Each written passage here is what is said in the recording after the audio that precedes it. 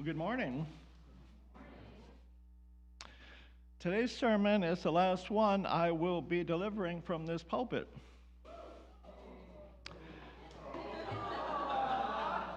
Was that a cheer? In 2 weeks, I'll be leading the service we call Celebration Sunday, but that's another kind of service. A wonderful service, but not one that includes a sermon. And since I'll be retiring at the end of the month, for good this time, I think, it may be my last time in any pulpit. So I hope you don't mind if I use the occasion as an opportunity to share some reflections of my ministerial life with the hope that they may provide you with an opportunity to reflect on the various ministries there have been in this church and maybe even on the course of your own working life. As you know, my parents were born in Ireland.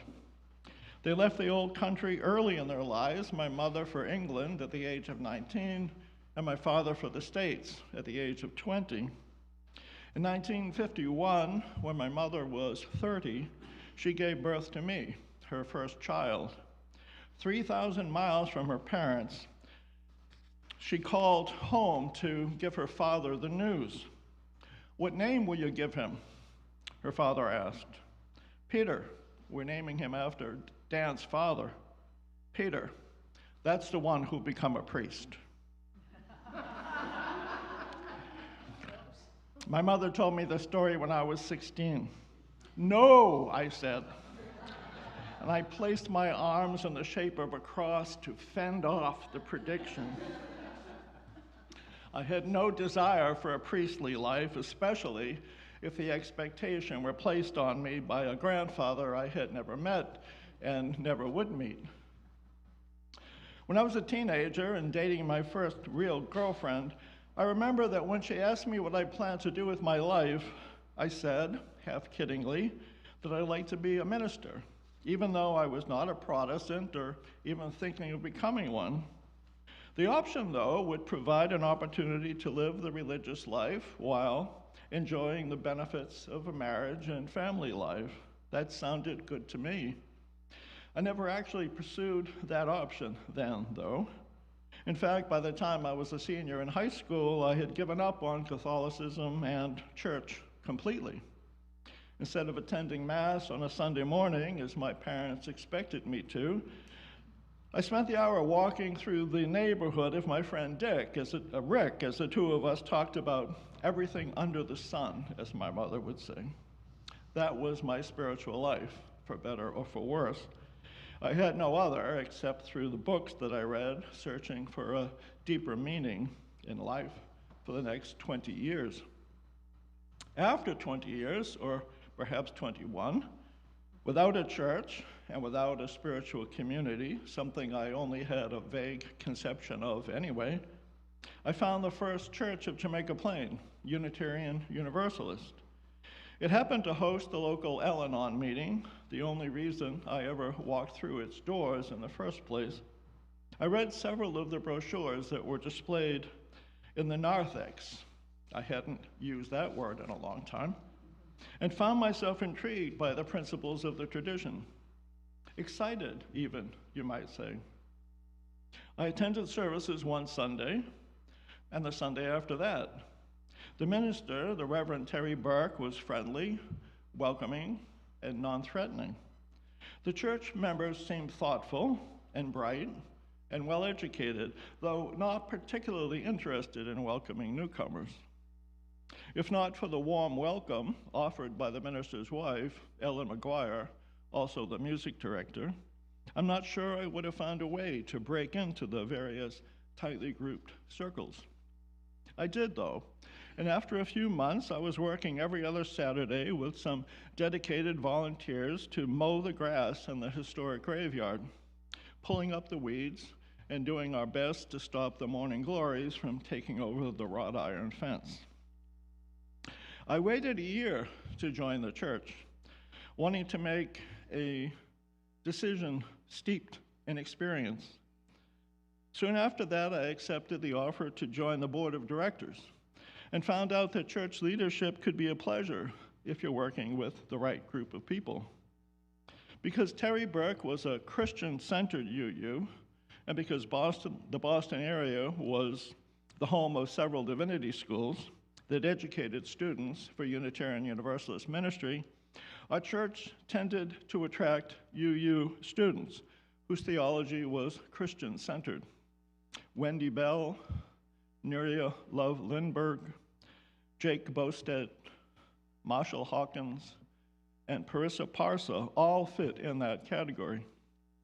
But there was something about Terry Burke's manner and ministry that tended to encourage members of his own congregation, too, to pursue ministry.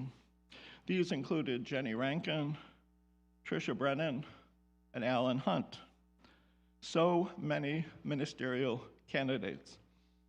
In fact, once when John Burns came to the service and we chatted at coffee hour afterwards, and I told him that I too was considering entering ministry, he said, "This church turns out ministers like sausages."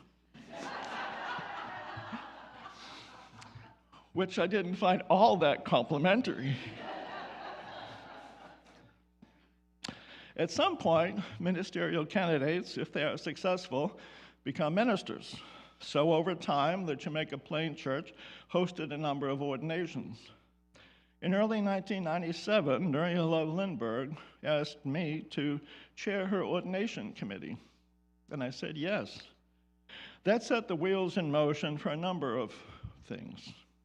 I recruited a group to help organize the reception following the ceremony, including those who would prepare and serve the food and set the tables, someone to purchase, store, and be responsible for the wine and other drinks, someone to be responsible for purchasing and arranging the flowers.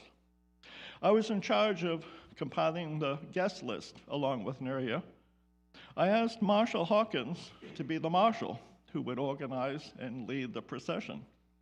A busy time preparing for an event with a couple of hundred guests. On the happy day, the earliest guests to arrive were the ministers who had been invited to robe and process. There are so many Boston area churches, and so many ministers attended. David Johnson of Brookline, Marianne Power of the Theodore Parker Church in West Roxbury, Joe Bassett of the Chestnut Hill Church, even John Burns, president of the UUA. I was busy with a number of things, but not so many that I didn't have time to closely observe this fellowship of ministers. I was impressed by their presence, which was thoughtful and reflective, but also informal and gently humorous. It struck me that these were my kind of people.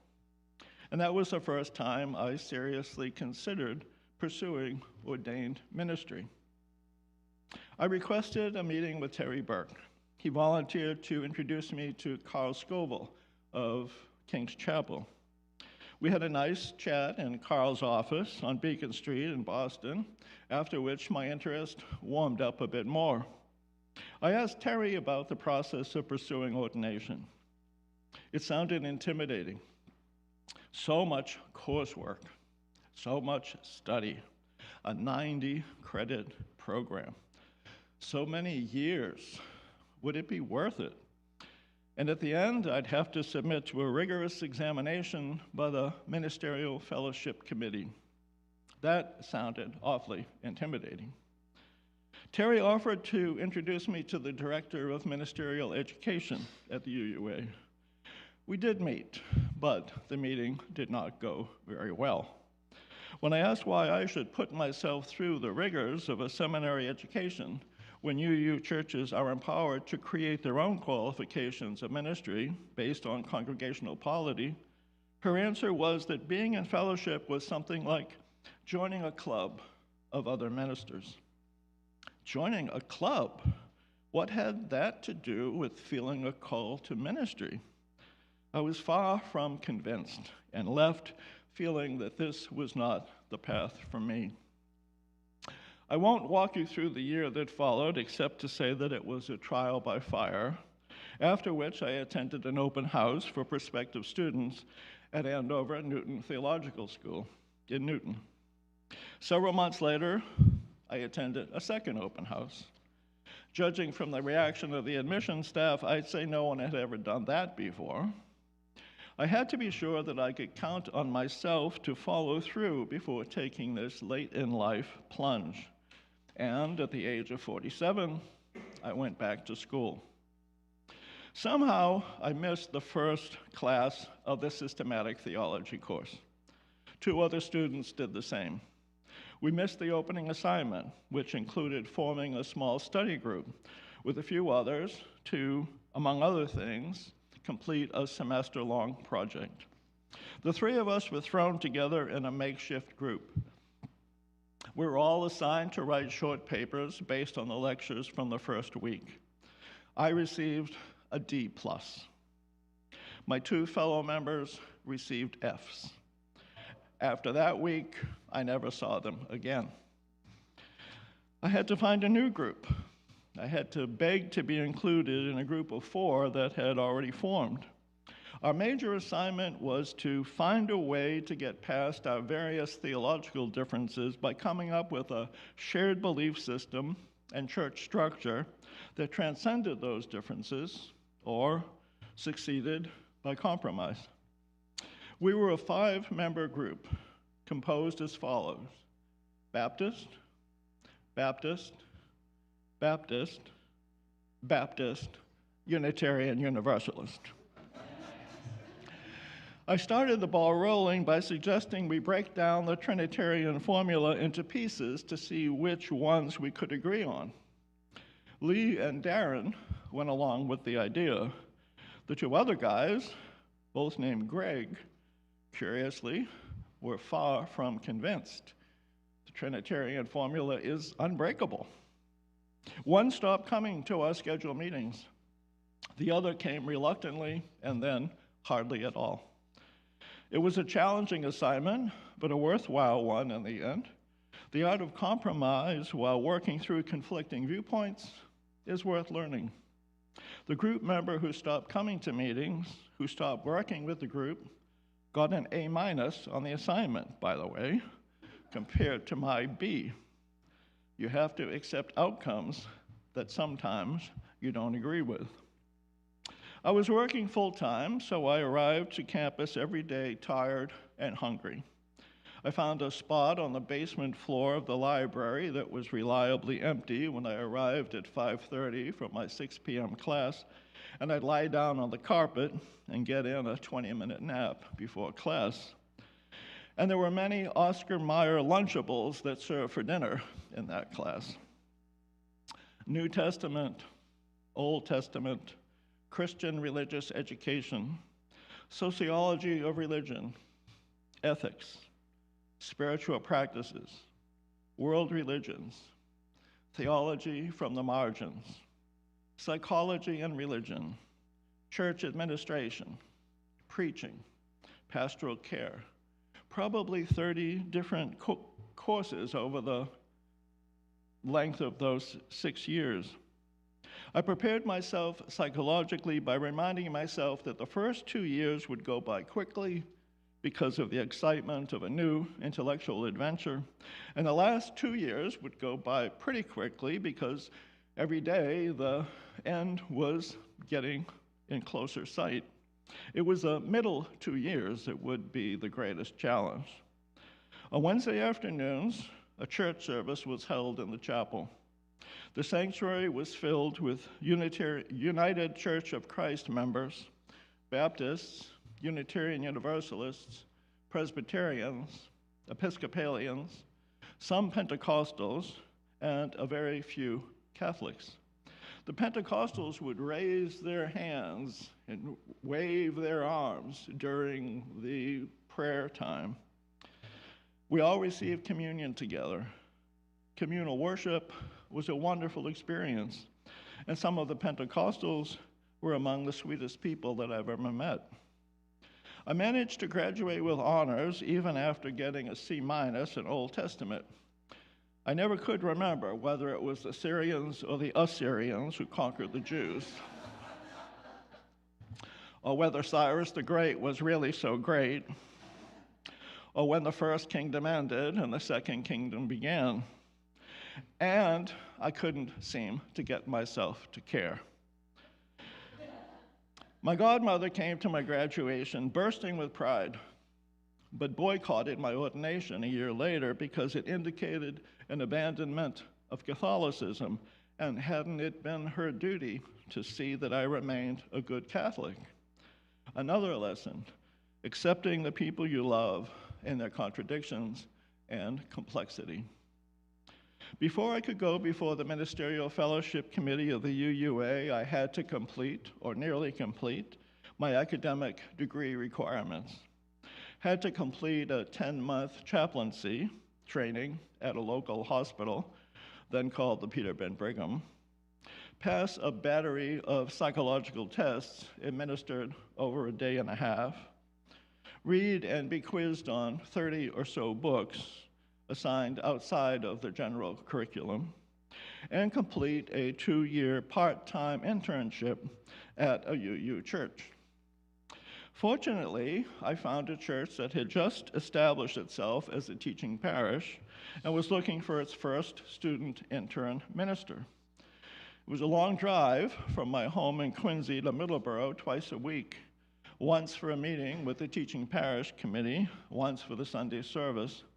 But that's when I got to work with Bud Soul, Larry Beck, Danielle DeBona, and Alice Williams, and under the capable and supportive supervision of Reverend Tricia Tumino. And that's when I got to meet so many of you.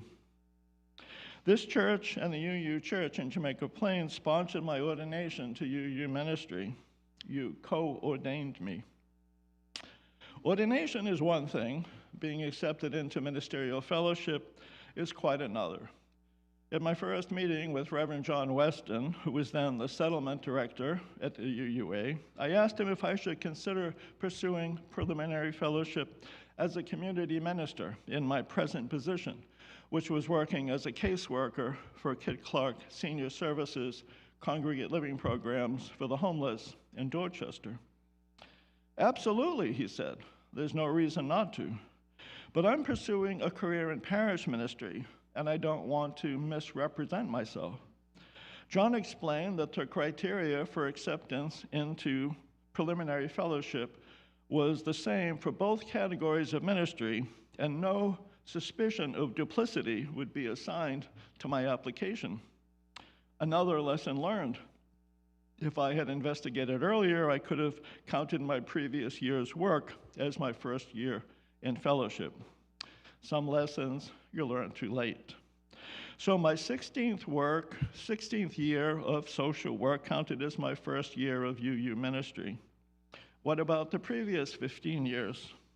Well, that wasn't UU ministry, but apparently it was ministry, and that's why I'm claiming in the title of today's sermon, 30 years of ministry, half of it pre-fellowship.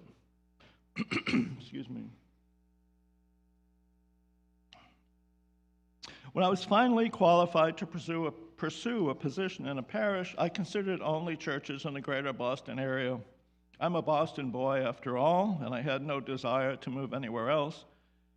Boston is the home of the Unitarian Universalist Association and was the birthplace pretty much of Unitarian ministry in the United States.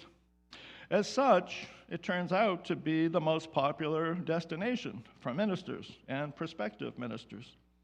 There was an opening in Cambridge, 27 applicants, all of them probably more experienced than I. Arlington had an opening, 26 applicants, and so on down the line. I was accepted as a pre-candidate in Fall River, preaching in New Bedford as the neutral site, and at New Bedford, preaching at Fall River as the neutral site.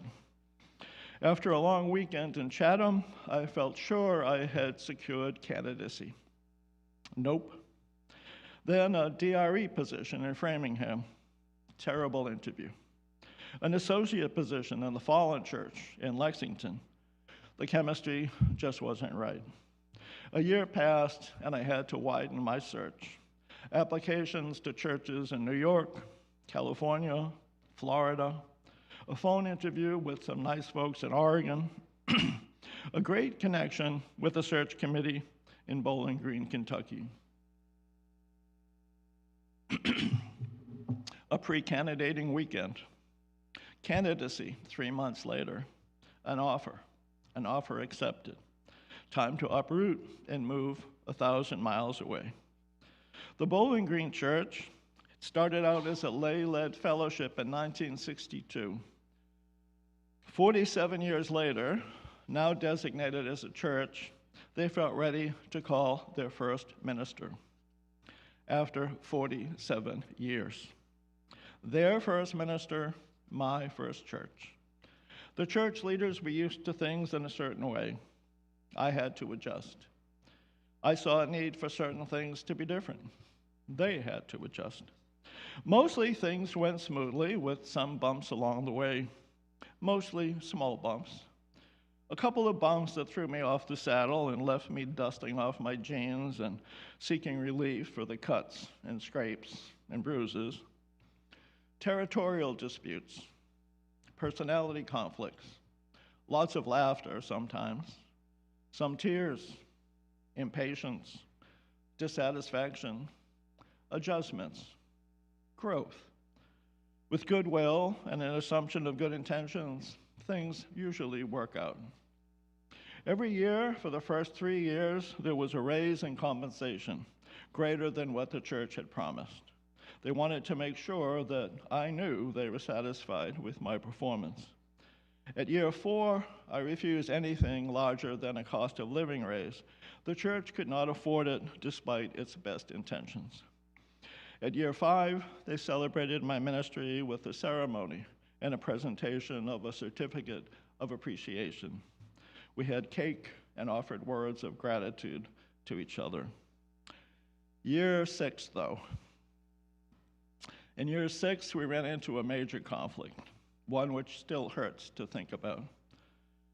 If I hadn't spent as much time as I did relating the experiences leading to ordained ministry, maybe I'd have time now to talk about it in more detail. Suffice to say, I was deceived by the skills, charm, and dedication of one ambitious member. Deceived significantly enough to ignore the warning signs and to put aside safeguards, trusting in the strength of the personal relationship rather than institutional structures. The young man had a deep-seated need to challenge authority. Small things got blown out of proportion. He refused to acknowledge any authority other than his own. The church was in crisis. Many meetings were held. The board of directors wanted to take decisive action.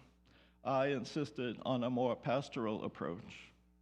I called a regional consultant for assistance. I got advice, tried to follow it. I called another professional consultant. The advice contradicted that was offered by the regional consultant. In the end, the church revoked the individual's membership. He was barred from setting foot on the property. One of our members was so concerned that a violent confrontation would occur, he began packing, as they say in the South, bringing his gun to church each Sunday for the next couple of weeks. Some members left the church never to return. Others left for a few years before straggling back. It was a traumatizing time. I had to cut short my sabbatical from 4 months to 3 in order to return to the church to help deal with the fallout. I determined to stay another 2 years so as not to leave the church with unresolved trauma, but I was traumatized myself. We survived. We got back on our feet. We continued to believe in and to build the beloved community, but our innocence was gone. Innocence was never meant to last anyway. Genesis tells us that. William Blake tells us that. Life tells us that.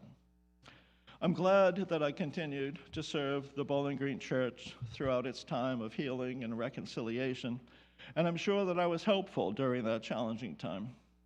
But I was relieved and glad when it was time to step away. And when the chance to resume parish ministry again in a healthy setting arrived, in a church that I had only pleasant associations with a congregation that I truly loved.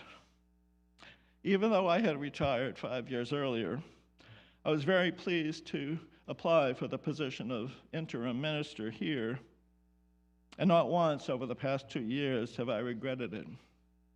It's been a pleasure, and it brings a rewarding conclusion to my professional life, and I thank you for that. And I'll thank you more fully in 2 weeks when we have Celebration Sunday. Until then, may peace be with you. Shalom.